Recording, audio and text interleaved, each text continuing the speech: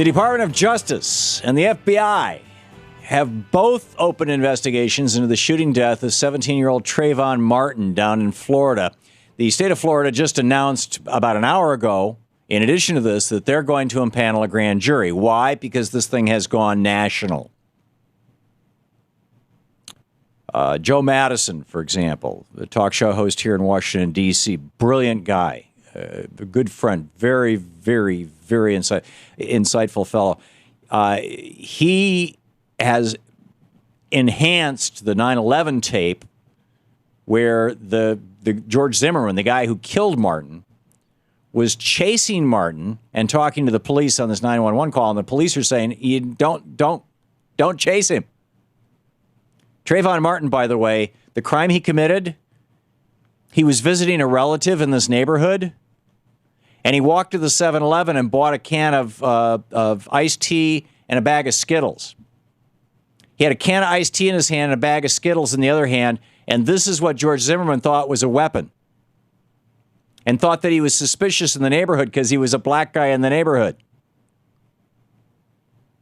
Martin was shot and killed last month by a neighborhood watch volunteer. This is George Zimmerman.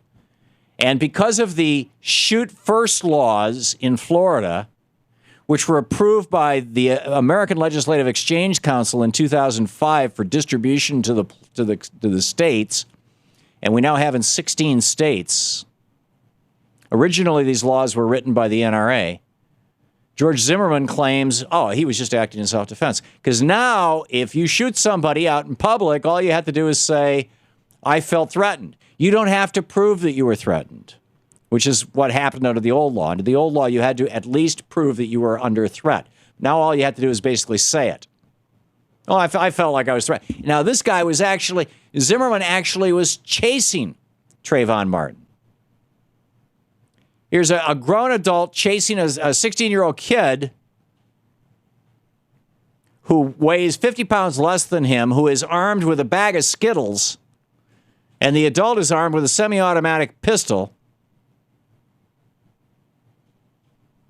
And Zimmerman, and by the way, Zimmerman had made over 40 phone calls to 9/11 in the preceding months since he became a neighborhood watch guy about, this garage door is open. Oh, there's a suspicious person looking in the neighborhood.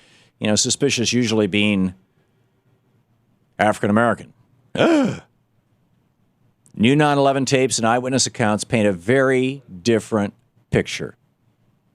One in which Zimmerman murdered Martin in cold blood on the street. Here's a clip from that. He's running. He's running. Which way is he running? Down towards the other entrance of the neighborhood. Okay. Which entrance is that he's heading towards? The back entrance. Are you following him?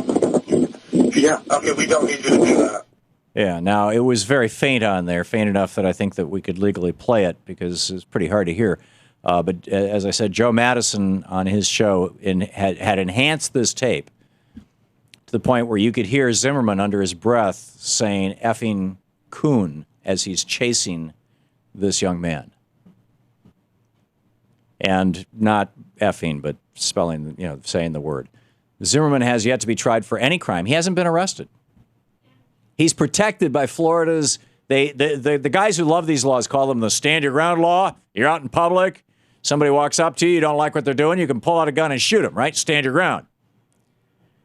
The people who are opposed to these laws call them shoot first laws. They allow Floridians to use deadly force against perceived threats. Former homicide detective Rod Wheeler said on Monday, reacting to this case, that the stand your ground law, or the shoot first law, now makes it illegal to shoot and kill dogs. But if you shoot and kill a black kid in Florida, quote, you can walk away, end quote. Now, how do we get these things? It was a spasm of national paranoia. Promoted by ALEC since the summer of 2005, the Koch brothers American Legislative Exchange Council, but originated with the National Rifle Association, apparently. Everything we've been able to find. Searching on the interwebs.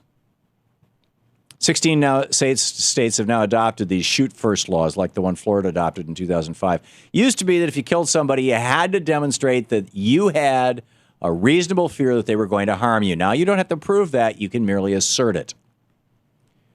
Police and prosecutors across the country have condemned these laws, but they've been ignored by people frightened by watching too many crime TV shows and listening to politicians who pander to fear, basically. You know, right now, we're actually safer than we've been at any time since the end of the Reagan administration. Murder rates started to spike when Ronald Reagan came into office as the economy crashed. And they actually reached a peak in 91, about 3 years after Reagan left office, before Bill Clinton was able to turn it around with, by raising taxes. The reality is that America's murder rates are right now lower than at any time in the last half century. Almost half of the peak reached around the end of the Reagan administration. Half. We're safer now than we've ever been. But fear still sells. And fear, combined with these shoot-first laws, allows people like George Zimmerman, with his history of calling 9/11 over 40 times out of various fears, and his semi-automatic pistol, to kill people like Trayvon Martin. And frankly, the state of Florida has put together a grand jury to look into this case, but I don't believe that they would have if it hadn't gotten this kind of national publicity.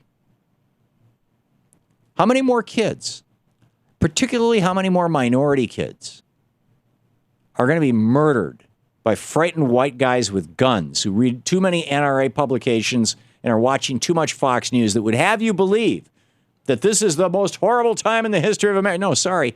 It's safer now than it was during Reagan. In fact, the murder rate started going up during the Reagan administration. And then it peaked out when Bill Clinton raised taxes on rich people and balanced the budget and started putting things back together in 92. How many more kids will be murdered by frightened white guys before these laws that give killers immunity are dismantled? This blows my mind. It used to be that you could shoot somebody coming into your home if you had a reason to believe that they were going to harm you or they were not going to run out the door when you confronted them. Now you can simply shoot them because they're in your home under these laws. It used to be that out in public, you couldn't kill somebody unless you thought that they were going to kill you. Now all you have to do is say that you feel frightened or threatened in 16 states. Alaska's debating this. The Mudflats blog. Is this tourism campaign in our future? Writes Linda Kellen-Bigel.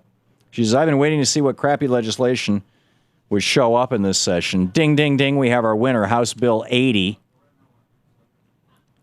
It's another bill that's come out of the American Legislative Exchange Council, ALEC, where big money companies, corporations, and special interests like the National Rifle Association have legislation drawn up to push their agenda. What this bill does is, she writes, is remove any responsibility for someone to dial down a situation by leaving the area. And some members of the Alaskan law enforcement community aren't so thrilled. The prosecutor in Anchorage, James Fayette, he says, this is a bad idea. Will do nothing to enhance the safety of law-abiding gun owners. What it will do is make it more difficult for me and my colleagues to convict violent criminals. But the National Rifle Association wants this passed. It'll help increase gun sales. And ALEC is perfectly willing to help them.